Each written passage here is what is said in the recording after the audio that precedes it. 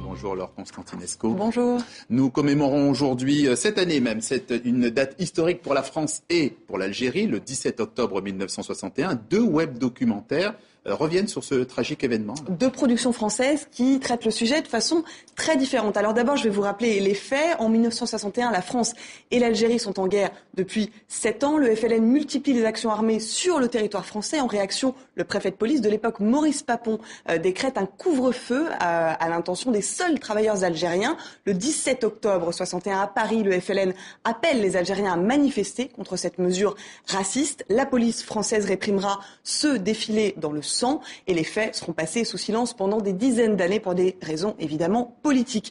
Alors le premier web documentaire, il est réalisé par un collectif d'artistes de rue anonymes, les Rasputim. L'expérience webdoc, elle se situe à 2 niveaux. D'abord évidemment sur Internet. À partir d'une carte interactive de Paris, vous avez accès à des témoignages de l'époque qui ont été recueillis par des historiens et qui sont ici lus par des comédiens français sur des images d'archives. Alors je vous propose d'écouter Simon Abkarian qui interprète Mohamed, un cadre du FLN. Les flics raflaient même en civil. Ils amenaient des frères directement au bois de Boulogne ou près d'un canal pour les buter et les jeter dans la Seine.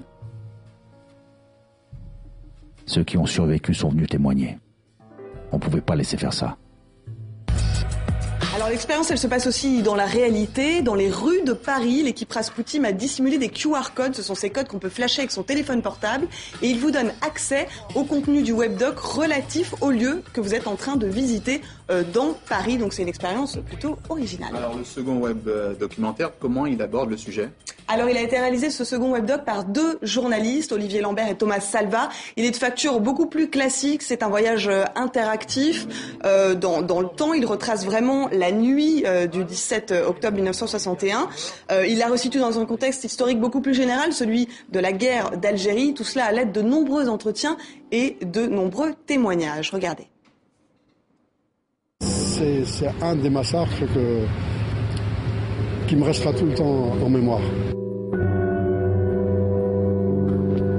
J'étais pas tout seul, tout le monde l'a vu. Tous ceux qui étaient sur le balcon, les gens qui étaient dans la rue, tout le monde l'a vu. Mais ils en ont pas parlé parce qu'ils avaient peur de la saisie.